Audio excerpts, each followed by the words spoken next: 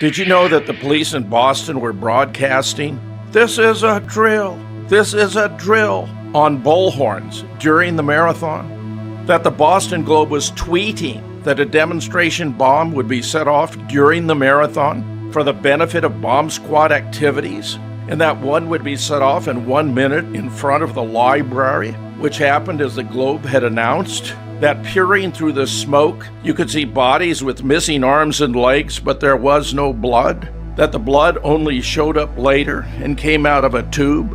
That they used amputee actors in a studio-quality smoke machine? That the prosecution of the brothers, blaming them for the crime, was staged? Don't let yourself be played. Check out. And nobody died in Boston either. Hi, this is Gary King. If you'd like to find out why the Boston Marathon is one of the most embarrassing, laughable hoaxes ever perpetrated on the American people, then go to PatriotRadioBooks.com. That's PatriotRadioBooks.com.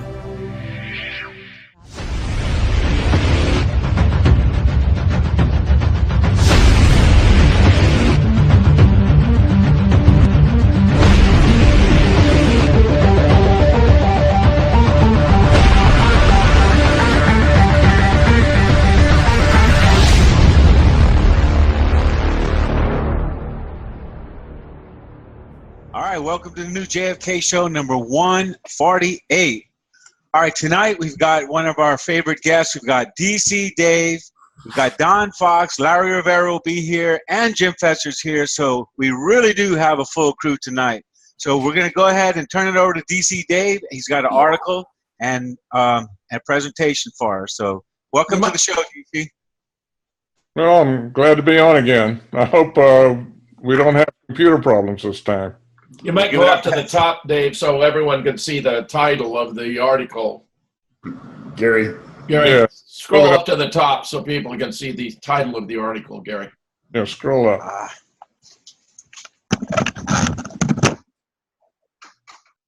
Dave, just go ahead and start talking. You got an article here about the witnesses and the... Okay, well, this is my review of the book by William Matson Law on the... the book is called I see myself now. Yeah, and Larry's joined us. Yeah, right. Yeah. When you I've actually forgotten the title, but it's the story of what the eyewitnesses saw at the autopsy. Yeah, the title of this article is "Eyewitnesses and the JFK Medical Evidence." Yeah, exactly. And the couple of major revelations to me is that the two rather jaundiced FBI agents, I've never found FBI agents to be the most trustworthy or the most idealistic guys, but I was surprised how adamant they were from what they saw of the body in the autopsy, that the single bullet theory was utterly impossible. And that they've had an extremely low opinion of the originator of the single bullet theory, the late Arlen Specter. And of course, he was well rewarded, became a senator from Pennsylvania, and was had a very successful political career. But a lot of people made successful political careers out of the Kennedy assassination, but no one more than Arlen Specter. Anyway, these two FBI agents, they saw the wound in the back, which is supposed to be the one that was caused by the bullet shot by Oswald that went through, had to, with the single bullet theory, had to go through Kennedy's neck, come out through his neck and Throat. And hit Governor Connolly, go through his body, collapse a lung, and break a bone in his wrist, and end up in his left thigh, I believe. Gary, can you center it better? Just pull the whole slide up there. Move it to the top, to the left. Yeah.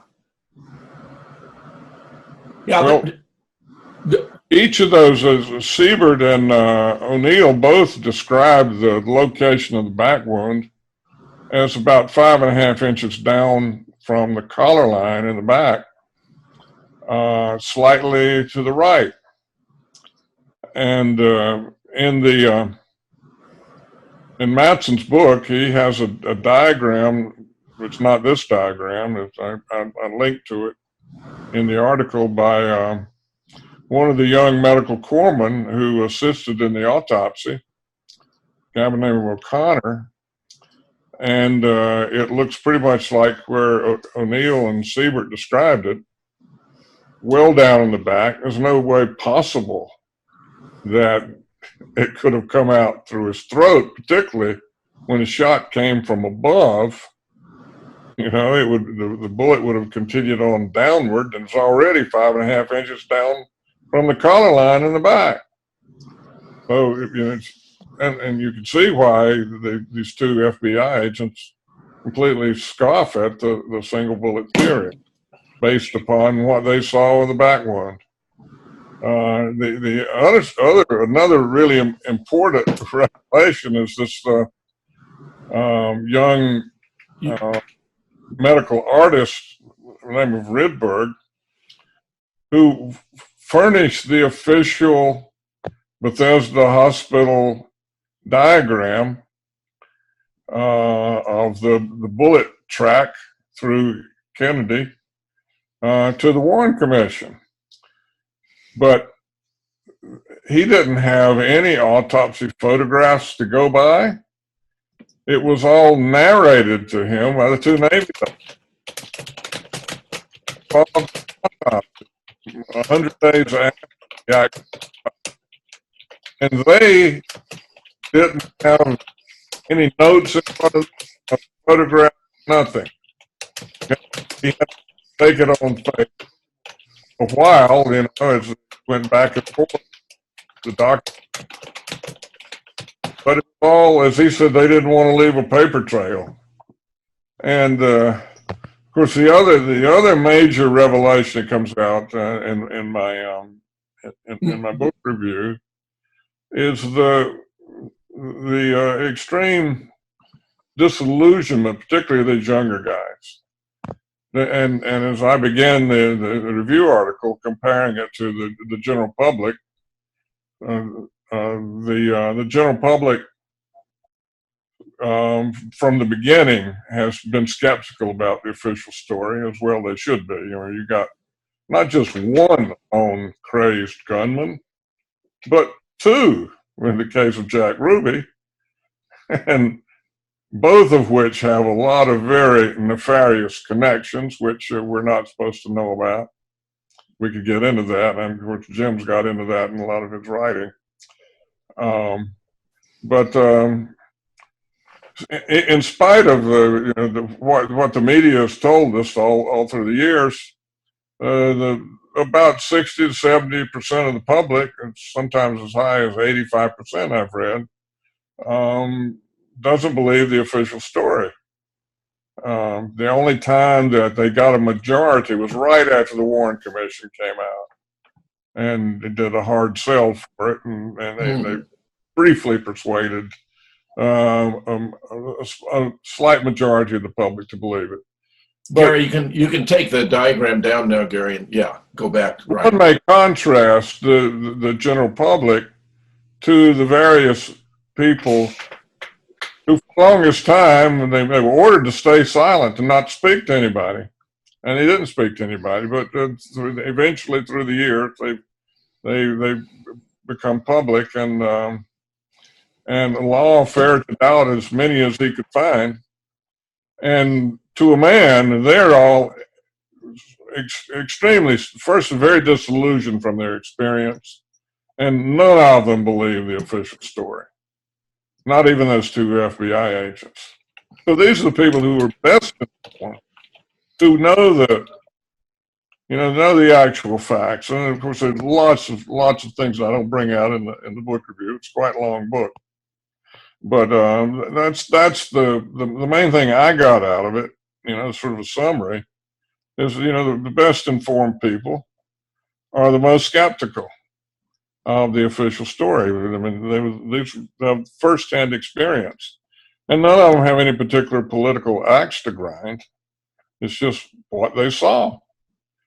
And then toward the end of the article, I contrast it with the Washington Post expert on the subject, which Joel Eichenbach. They trotted him out on the 50th anniversary for an article, but I found an earlier article that he had done back in 1992, Conspiracy and Myth versus Facts, where he even says, well, even if you get back to my quote, the key quote, if you back up to my article, the key quote from Achenbach on the single bullet theory. He said, there's another doubt sower. The Warren Commission said there was persuasive evidence, but without much very persuasive things to present, that a single bullet causes a non-fatal neck wound to Kennedy and the wounds to Governor Connally. But the Zapruder film seems to contradict the idea. Indeed, it does. And Connally says he was hit by a separate shot. Well, yeah, there was a separate. You can see it. You can see Connally turn around, and he's heard a shot. He turns around, he sees Kennedy grasping his throat, and then you see Connally get hit as his cheeks puff out. So, okay. So what Connally experienced and what the Zapruder print shows are completely consistent. And then Achenbach says, what does this mean? Maybe it means that the single bullet theory is wrong. Maybe? No. It means. There's no maybe to it, as I say. But the flimsiness of the official theory is not itself evidence of a second gunman. Well, just because he says it doesn't make it true. It is precisely that. It is evidence of a second gunman. Pure and simple, no ifs, ands, buts, no maybe to it. And then he says, pony up the actual name, an actual gun, an actual bullet, an actual eyewitness, then we'll talk. That's when I say we need to really look at the 17 techniques for truth suppression. What he's doing here, requiring the skeptics to solve the crime completely. I think it's number 12 if you scroll down. There you go.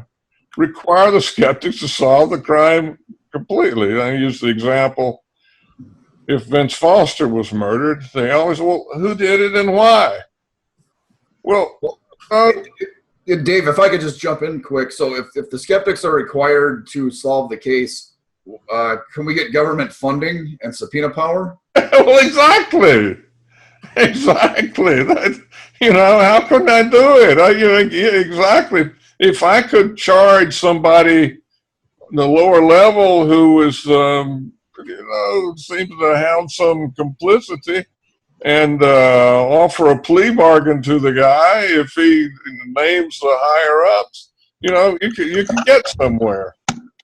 But no, without the power of law enforcement on your side, the skeptics can't do anything. I mean, it sounds like a decent argument if you don't give it any thought, but we encounter it all the time. If you find it like Seth Rich, I mean, he was murdered. You can't say he committed suicide. I don't have to solve the crime to know that he was murdered. We're talking about the young Democratic staffer. People probably know who I'm talking about, Seth Rich. There's some question about who did it and why. I'm waiting in that case, by the way, for the DC cops to come up with a patsy before long. Because given like with Mary Pinchot Meyer, they found a patsy for that one related to the Kennedy assassination, But in that case, the guy got a very good lawyer, a good black female lawyer who did a really good job for him. But say the Starbucks case, poor Carl Derek Cooper, and the case of the 3 young people that were killed in the Starbucks in Georgetown during the Clinton administration, They got themselves a patsy in that one, and he didn't get a good lawyer, and so he's life in prison. Gary, Well, if you check the chat, Gary, Larry has sent you a memo for you to put up. If you'll check it. Yeah, it'd be better if y'all send it. Okay, now I can check my chat. See, I can't be in full screen and see it. And if you go to Dealey Plaza Revisited, What Happened to JFK, you can see the Rydberg diagrams on pages 2, 9, and 16.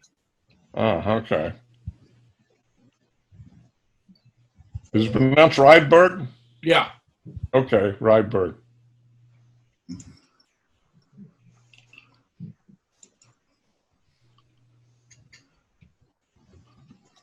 Right.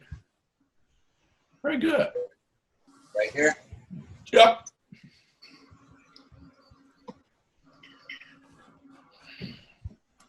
On page 2, page 9, and page 16, you see the 3 diagrams he drew based upon the instructions he was given by the physicians because he was not allowed to observe the body. Here's one of them, Dave, where you see two wounds. You see the one's supposed to be at the base and the other in the back of the head. If you go down to page 9, Gary, keep going. Page 9? Yeah, well. Yeah, just tell me this. Yeah, I'll tell you. You'll see it because it's a very similar diagram.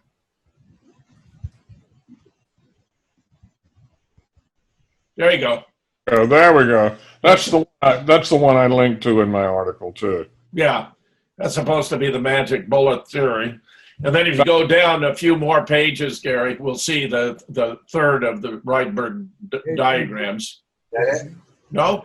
That picture didn't even have a spine. Gary, keep going.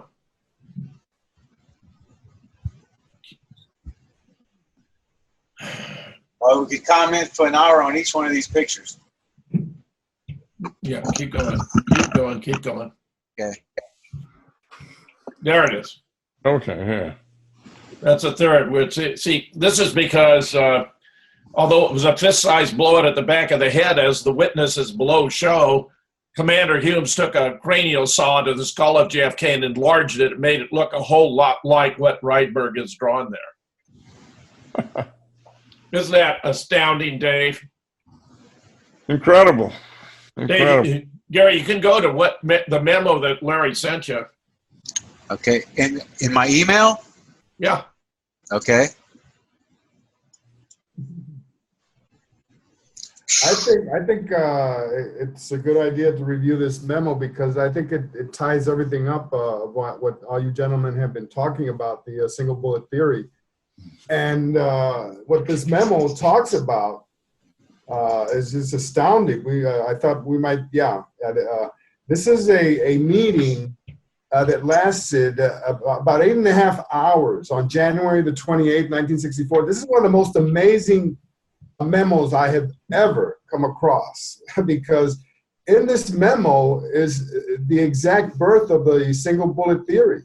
Mm. If you break this memo down, paragraph by paragraph, sentence by sentence, you will find out exactly who the players were involved in because once this was wrapped, during this meeting of January the 28th, it was handed over to Arlen Specter, and he's the one that carried the ball from there. But this is a meeting that hatched the entire single bullet theory.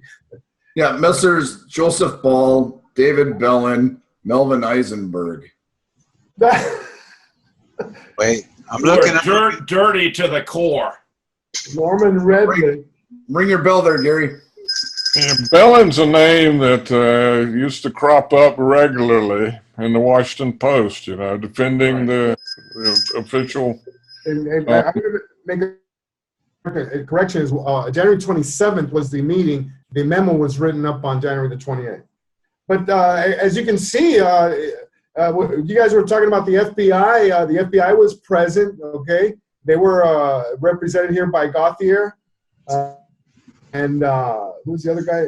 And you have the Warren Commission attorneys, Joseph Ball, David Bellin, Melvin Eisenberg, and and Norman Redlick, and then you have Thomas Kelly of the Secret Service. Oh, Schoenfeld was there also. Okay, and what they do is they try to break down the Zapruder film, and they try to find out exactly the shots. And go ahead, Gary, just scroll right through this. If somebody wants to go ahead and read this. It's only a couple of pages, but the second page is really the one that I really wanted to focus on. Right here. One staff. I can't see the whole paragraph here because the screen there. Yeah, we just minimize it. There's a little minimize button up there, I think. One staff. That would be Yeah. single bullet Spectre, I suppose. No. Spectre was not present at this meeting. Ah. One But is staff it- member, that would have been either one of the four that we mentioned earlier, Ball, Eisenberg, Bellin, or Redlick. One of The those. outside. At this point, it's just an outside possibility, is Yes. it? Which is, yes, that's pretty good. But then driving. Inspector Kelly, as these gentlemen are talking about this whole situation, Kelly, who was the Secret Service guy, he said that was a completely wild theory. It says it right there. Ridiculous facts. Under those ridiculous facts, the bullet would have gone completely wild. I mean, they knew that this single bullet theory was not feasible, was completely crazy, and they still, allowed the warrant. What this memo tells us that. Hey, but it's all they had. What the heck?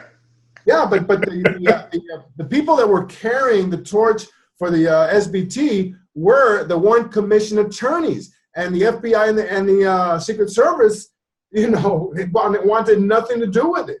Okay, so that's why this memo is so important. Ah. Amazing.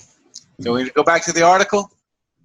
Well, wait a minute. I wonder where's this article, this memo found on the internet? I'll send it to you. I uncovered this after lots of. I might make an addendum to my review article based on this, just to have a look at it. Yeah. It explains, where O'Neill and Siebert are coming from. Gary, just forward the email to Dave. I'll do that.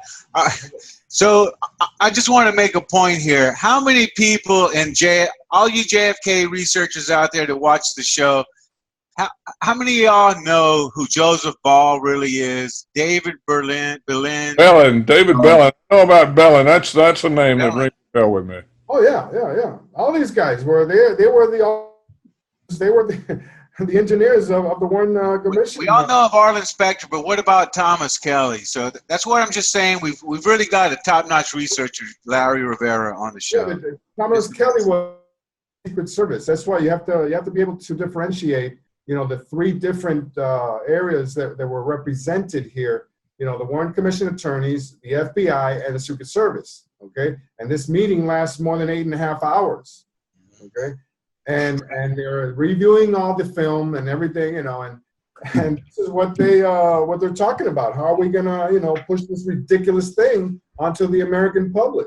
Yeah, the reason they had that meeting was because of James Tagg getting hit by that stray bullet. Well, exactly.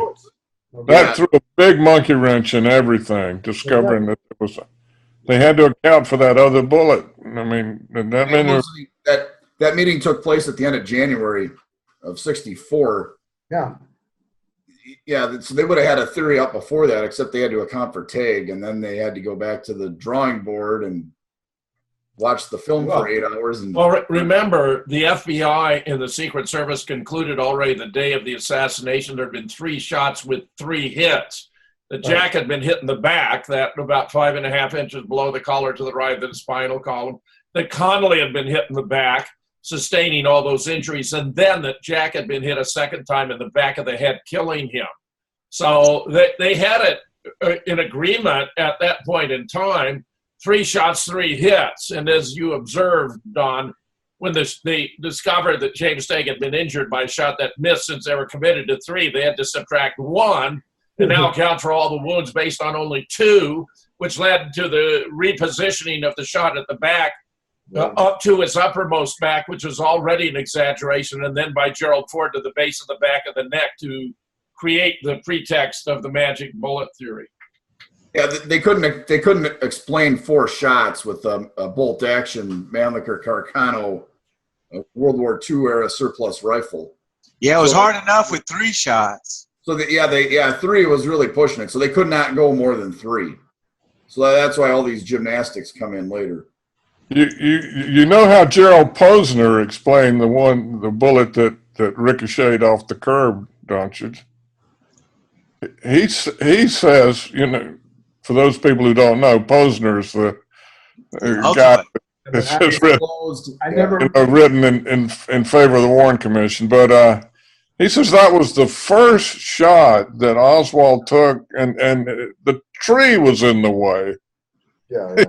And the shot ricocheted off a tree limb because it was wild. You know, if it came from the so-called sniper's nest up there, you know, it was really, really a bad miss. So the greater likelihood is that it came from the Daltex building. Yeah, I was going to say the Prouty, one of the first books I read on that was Prouty, and he says if you just take you draw a line from where Tague was to where the limo was approximately, it leads right to a window on the 2nd floor of the Daltex building. Right. Yeah, well, you know, I've got an article, and I first discovered it in Mike Rivero's What Really Happened page. There was a Look magazine article written in December, I think, of '63, that's a view from the sniper's nest. And it shows what you would see, the lineup of Kennedy and Connolly from about that position, 2nd floor of the Daltex building. In fact, and you're looking to what looks like a sniper scope, but you can see in the corner of the building, the corner of the photograph, the school book depository, very distinctive facade of that building. So that photograph is taken from the Daltex building.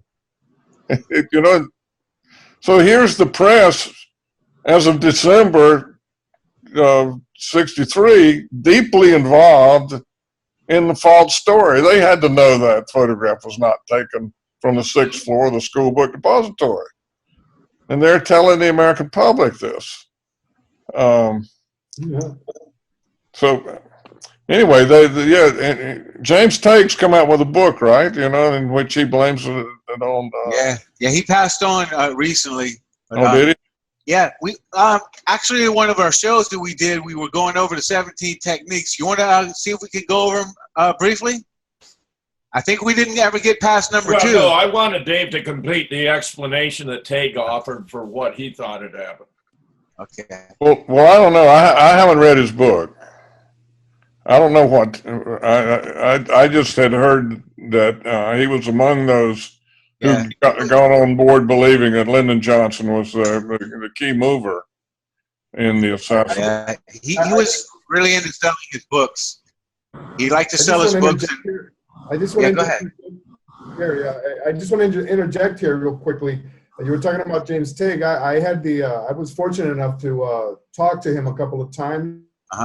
And he used to talk about Lyndon Johnson as that lunatic.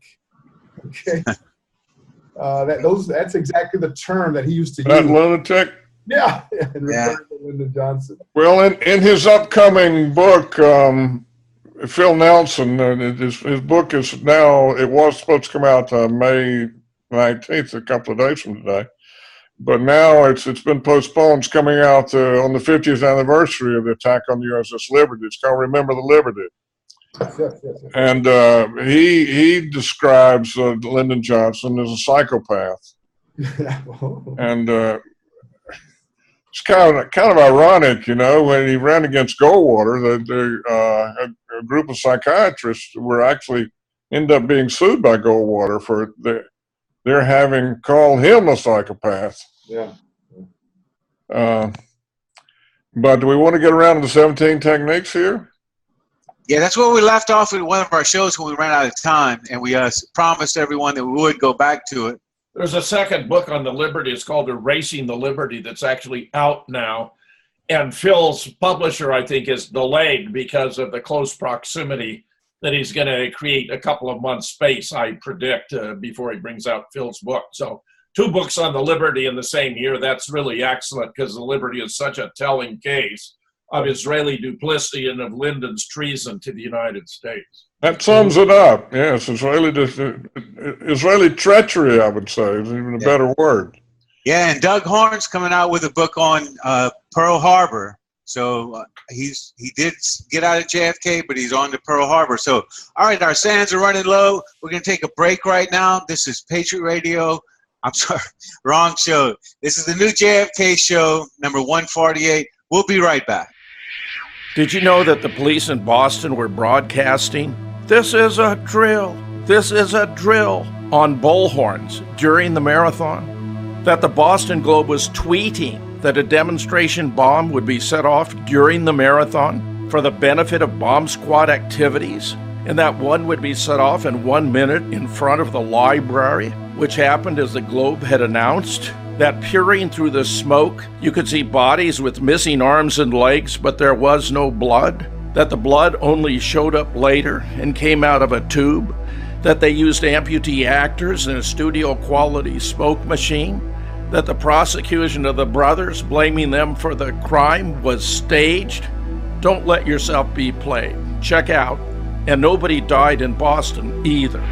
Hi, this is Gary King. If you'd like to find out why the Boston Marathon is one of the most embarrassing, laughable hoaxes ever perpetrated on the American people, then go to patriotradiobooks.com. That's patriotradiobooks.com.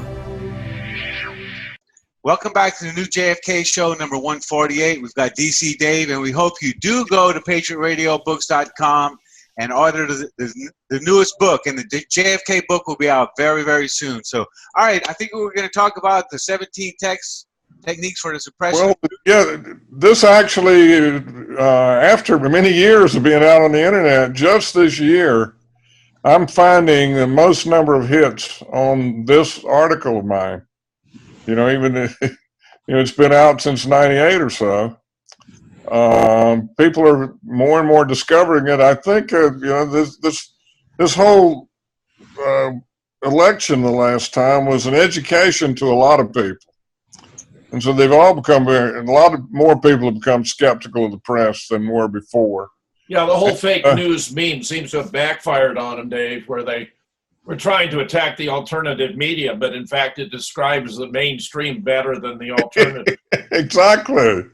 Well, I'm rather than just say fake, and deceptive, I specify how so. Exactly how are they deceptive, and the numbering is important because number one is by far the most important. I think the most important bad thing, and the most important way in which the news media is not serving the public is by not reporting things that are really news. Like the USS Liberty, I mean, people don't even know that it happened. The biggest one, how many people know that the Stern gang attempted to assassinate President Truman in 1947? This is the Stern gang, is the Zionist terrorist extremist group. They sent letter bombs to the White House. Only one, well, you just don't see anything in the news. People don't know it. It's not reported. I was going to say, Dave, anybody that's done any research in JFK or 9/11 is going to be real familiar with these 17 techniques. Well, yeah. Well, I can see most of them from working on the Vince Foster case, but I had read a lot on the Kennedy assassination as well, and then observed the same thing. I mean, in fact, I was able to catch on to what was being done in the Foster case from my experience with the Kennedy case. and the lack of reporting of key things. I noticed right away they never mentioned the nearest federal facility to Fort Marcy Park where Vince Foster's body was found. You have any idea what the nearest federal building is to Fort Marcy Park? Central Intelligence Agency headquarters. I was going to say Langley. Langley, yes. Well, I mean, that's I think is a little bit germane. They pull your computer down at the top just a bit because we've got you at the bottom. Yeah. Okay. There you go. Looking good. That's our guy. The very fact that they stayed so clear of that subject, they never mentioned that it was fairly close to the CIA headquarters. Well, I've since learned that it's sort of a training ground. At least I've been told that where you practice leaving drops for messages for people to pick up, and it's the CIA was very familiar with Fort Marcy Park, and I also wondered, why a guy like Vince Foster would even know where the heck it was. I mean, it's only preserved because it was a Civil War fort, the ring of forts that protected the city. And I'm something of a Civil War buff, but I didn't know it was there. I'd driven on the George Washington Parkway, driven right by it many times and never even noticed it. Because there are a couple of nice scenic overlooks that you get to on the George Washington Parkway. You stop there and you look over, and it's a nice place to park. And then you proceed on, and you just don't notice the sign even of Fort Marcy Park. So how did Vince Foster even know it was there? And then you find that these reporters who are reporting on the scene never bothered to go to Fort Marcy Park, because they several of them talk about how it overlooks the Potomac River. Well, it's near the Potomac River, but they never went and looked at it because it doesn't overlook the Potomac River. There's the housing development between it and the Potomac River, and it's kind of down low. I mean, it's just a whole host of things that were not being reported, and they were acting just like megaphones for the official story. Same as the news media in the Kennedy case. Showed not the slightest bit of curiosity. And then we get the confidential witness who supposedly discovered the body when he went to look for a place to take a leak. Well, it's over 200 yards walking uphill to the back of the park, and there are trees all around the parking lot. Convenient leak depositories. Surely nobody checked on that story if they would believe it. He could not have been the person who found the body. He was put up to cover from probably the likely people who prematurely discovered the body, which is one of the workers, one of the regular.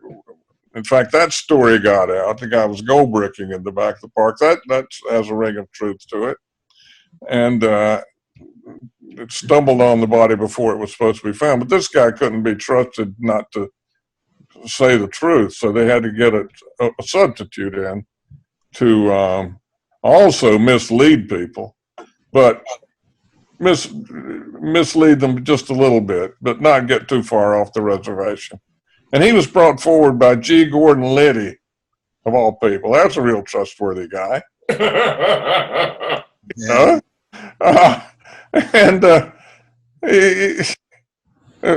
all people, to be his patron, G. Gordon Liddy. And there was nothing that rang true in his story. But, I mean, study the Kennedy assassination, and you learn to look with skepticism on almost everything that you're told in many, many cases. Of course, I went on from this one to the James Forrestal case, which is probably the most important one. I think it all makes us kind of cynical, doesn't it? Yeah. So, all right. So which one are we on right now? Well, I didn't get to number 2, Wax Indignant. We didn't get to number 2 last show either. So, Wax Indignant. We saw that one when Trump said there was something fishy in the Foster case, and well, they trotted out Sister Sheila Foster Anthony, who really waxed huge and indignant. I mean, really just how dare you, Gambit, as I call it. I mean, this just attacking Trump in an article in the Washington Post. But I wrote an article about her. Well, it's Sheila Anthony is one of the bad ones, but she righteously defended her changed story, because when the police came to the house to notify that they discovered Foster's body, she was at the house. They interviewed her. She couldn't think of any reason why Foster would have committed suicide, neither she nor her husband. But she changed the story, and later said that she had given her brother the names of some psychiatrists that he might consult. Well, if she had done that, she had her time to tell the police that he was troubled and he was depressed and all that. She didn't say anything about such matters. To the contrary, she said she couldn't think of any reason why he would take his own life. Maybe she was worried that suicides were going to run in the family if she didn't cooperate. Yeah. Well, also her husband. This is a key thing in my article, America's Dreyfus Affair. I was subscribing to the Washington Times at the time, and the Washington Times had a Saturday article. The first, up to that point, the official line was that nobody could think of any reason why. And so this anonymous guy came forward to somebody at the Washington Times and said, yeah, he was depressed and he had consulted psychiatrists and all of that. And anyway, the reporter for the Washington Times called Congressman Beryl Anthony, Sheila's husband, and asked him what about it. And Anthony responded indignantly, that's a bunch of crap. There's not a damn thing to it. Precisely those words. Well, I mean, he was most adamant that there was nothing to this Foster depressed, Foster consulting psychiatrist. Later on, he was one of the key people who supported the Foster depressed story. So, I mean, they radically changed their story. How come? You got to wonder. Yeah. So they use the how dare you business. We've seen it now with this Seth Rich. How dare people suggest that it might have anything to do with the WikiLeaks? You're not showing any respect for the family. Oh, I got a good poem out of this waxing indignant called Solicitude. Don't you think that the family has suffered enough? Why must you stir up this mess? He wasn't constructed of very good stuff. He couldn't put up with the press. He must not have been what he seemed to be. He could not have been very stable. That he might have been killed for his honesty is just a romantic fable. We'll fight for his right to be off in the head. What do you mean we offend you? If you should turn up mysteriously dead, this is how we would defend you. That's how outrageous this indignant approach is. Number 3. Oh, we're seeing this one a lot. Now, characterize the charges as rumors, and better yet, wild rumors. So if in spite of the news blackout, getting back to number one, the dumbing up, the public is still able to learn about the suspicious facts, it can only be through rumors. If they tend to believe the rumors, it must be because they are simply paranoid or hysterical. They characterize the people who were skeptics as paranoid. And again, this gets us into, I can skip to number 5, the name calling. And a conspiracy theorist is the biggest one. And Yeah, I wear that label proudly. like it's not meaningful. Where do we fit the limited hangouts in this? The limited hangout is in that's Come Half Clean. That's number 9. All right, we're rolling. Also known as confession and avoidance, or taking the limited hangout route. This way you create the impression of candor and honesty while you admit only to relatively harmless, less than criminal, quote, mistakes. Mistakes were made. So we skipped over number 4, but exactly, can you give an example of knockdown straw men deal only with the weakest aspects of the weakest charges? Let's see. We'll make up wild rumors and plant them. Well, that's like this Trump-Russia election business. Yeah, good example. Yeah. Let's see. As though Putin was affecting the U.S. election, as though Putin was counting ballots. No. Yeah. Good job. All right, so on number 6 now? Well, number 5, we just mentioned conspiracy theory, just loaded language, nutcase, ranter, kook, crackpot, wingnut. I like that one. Boy, we used to that one, huh, fellas? Woo! We get that one all the time. Impugn motives. Attempt to marginalize the critics by suggesting strongly that they are not really interested in the truth, but are simply pursuing a partisan political agenda or out to make money. They're just exploiting it to make money. And that's compared to the overcompensated adherents to the government line, who presumably are not out to make money. Yeah. And now that you mentioned that, at the beginning of JFK in the mid-60s, there was an article called The Scavengers, and it dealt exactly with what you're talking about right now, calling all of the early researchers, the first-generation researchers, scavengers because they were in it for the money. Yeah, Judy Baker gets that a lot today. I mean, that's one of the main things when I read comments about the things that she does, is that she's in it for the money, is just to make $1.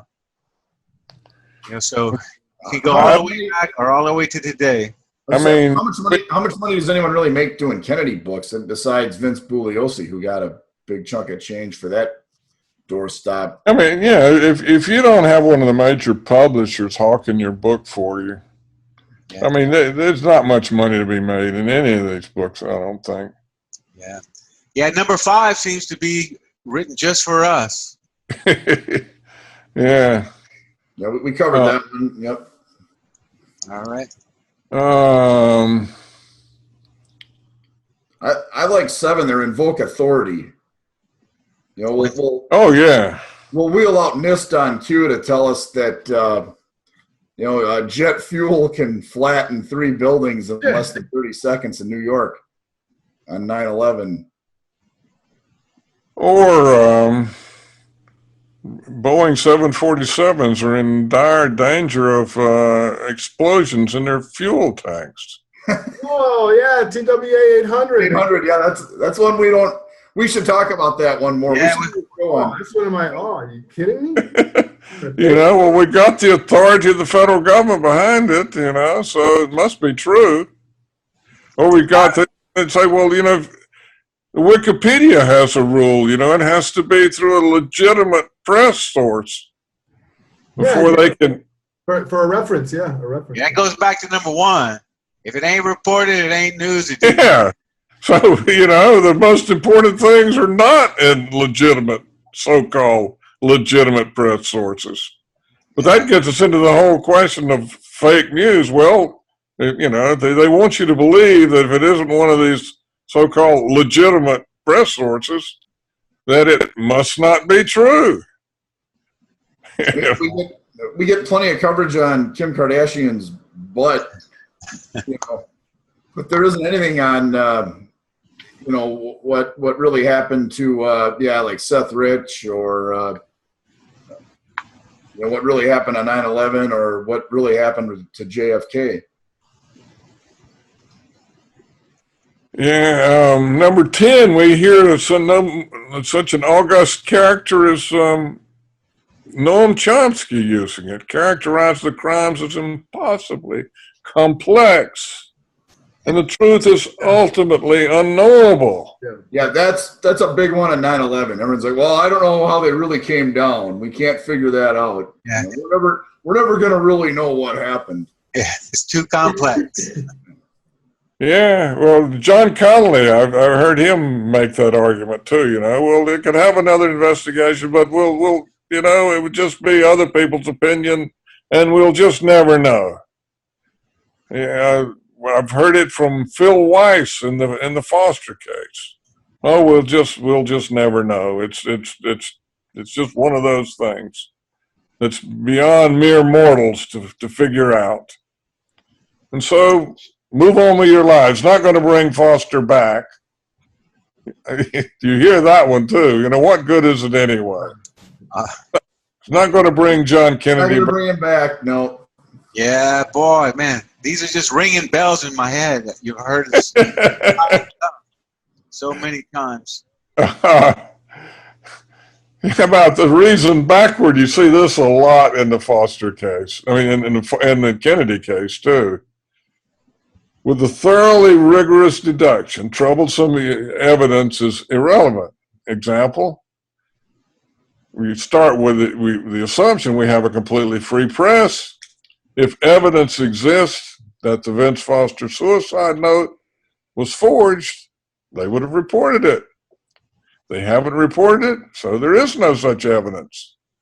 And another variation on this involves the likelihood of a conspiracy leaker and a press who would report the leak. How many times have you heard this? Well, there were too many people would have had to have been in on it. Oh, yeah. And one of them would have, we can't keep secrets in Washington. Yeah, if more than two people know, it's no way.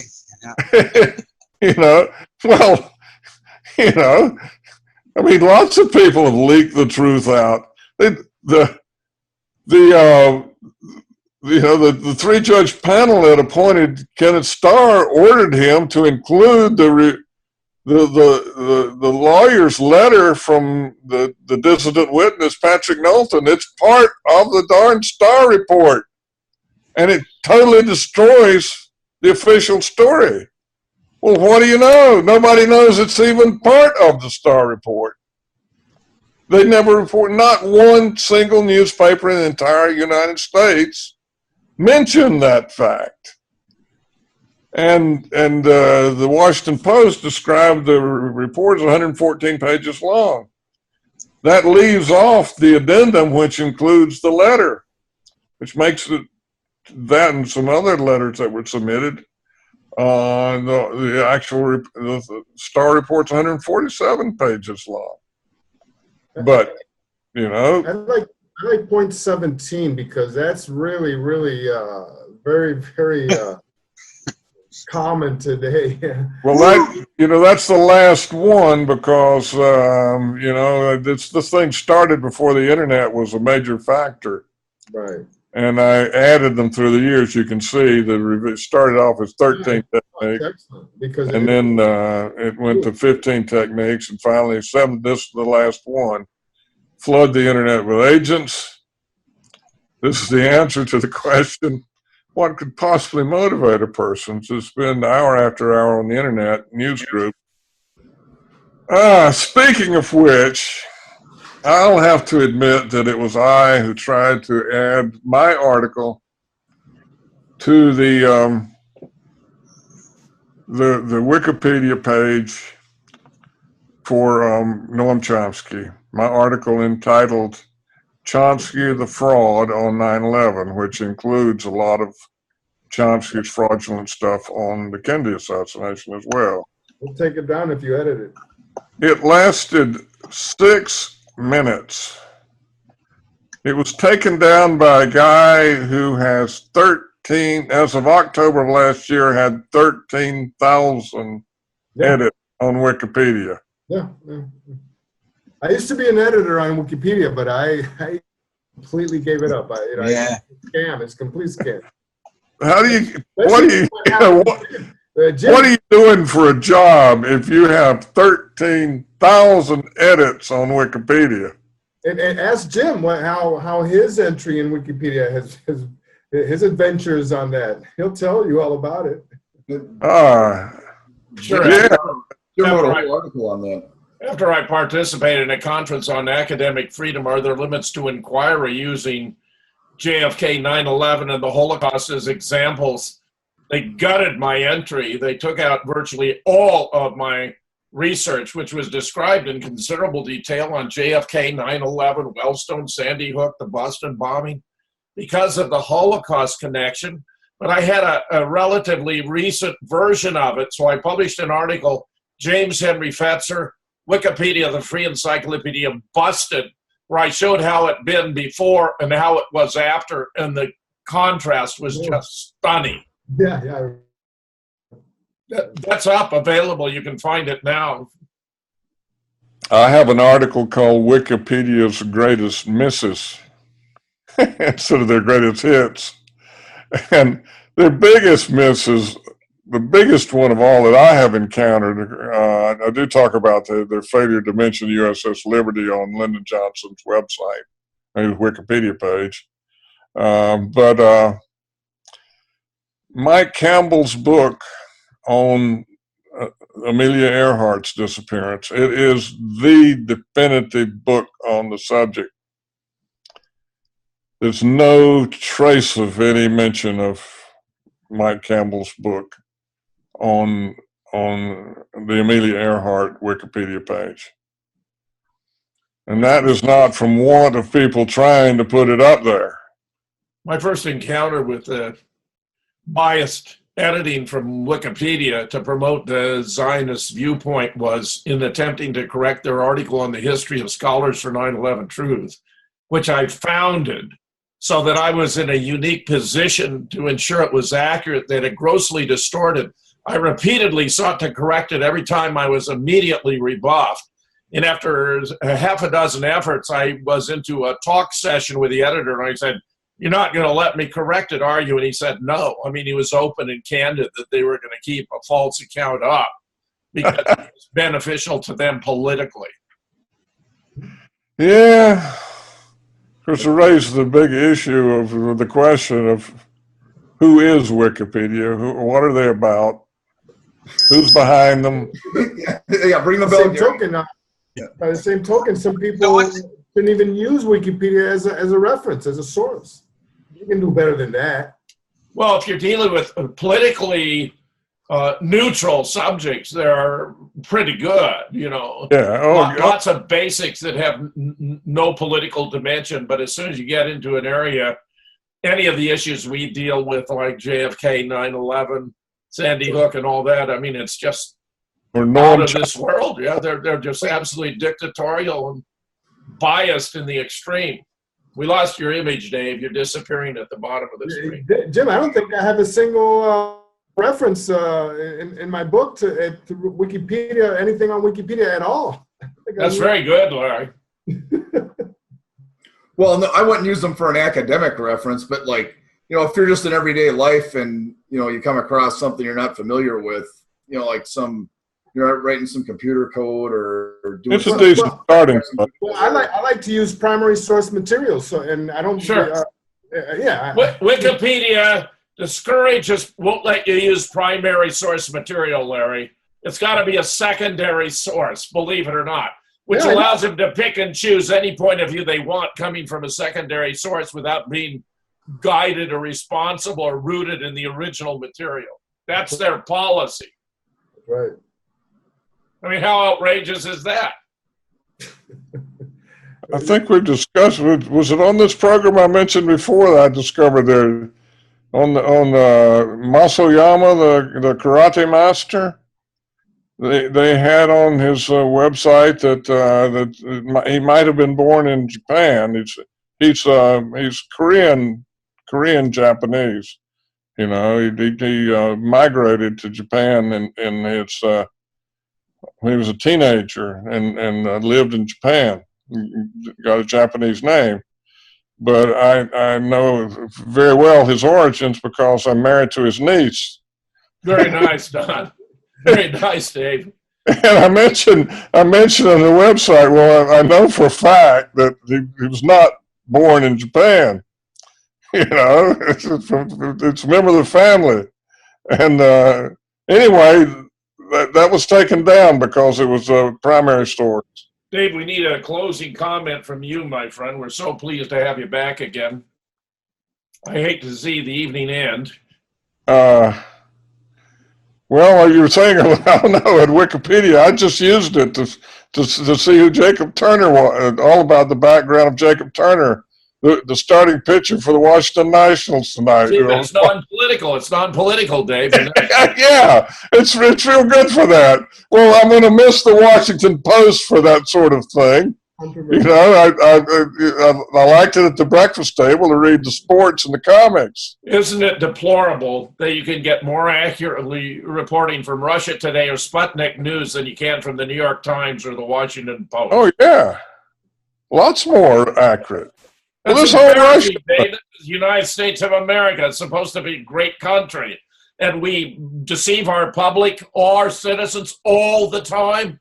On every significant issue, you cannot get the truth from the American media, the mainstream. Well, the CIA's program of disinformation is nearly complete then, is it not? That's right, that's right. And then Casey said at his first meeting with the staff when he became its director, our disinformation program will be a success when everything the American people believe is false. Absolutely. All right, Larry, you got closing words? No, it's amazing evening. You guys enjoyed it immensely, and we'll see you next week. All right. What about you, Don? I have said my piece, and I look forward to seeing everybody back here next week. All right, Dr. Fetzer, talk to us. Well, it's just terrific to have DC Dave available to us as a resource because he's a source of wisdom and experience and knows Washington, D.C. inside out. You got it. All right, this has been the new JFK show number 148, and we're out of sand, and we'll see you next week. This is a unique little book covering a topic that is much overdue for teaching children about our environment. The title is Funny Clouds, A Chemtrails Tale, written by Raphael O'Neill, illustrated by Sean Gautreaux, and printed by an Amazon company called Great Space. The story is about little Marie and her mom, who go outside to plant a tree. When they finish, little Marie looks up towards the sky to see strange clouds sprayed by jet aircraft. The story is told in rhyme and prose that can inform but also entertain a young reader. I recommend this book because it has an optimistic message without instilling fear. The story ends on a positive note about how responsible people will ultimately succeed in stopping chemtrails by spreading awareness and taking political action.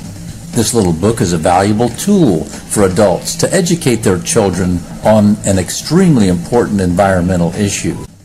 Informed citizens know that chemtrails were described in House Resolution 2977 as an exotic weapon back in 2001. Concerned parents have a right to protect their children from dangerous chemical experiments in our sky. If you're interested in this book, go to patriotradiobooks.com. patriotradiobooks.com. There's a new bookstore in town.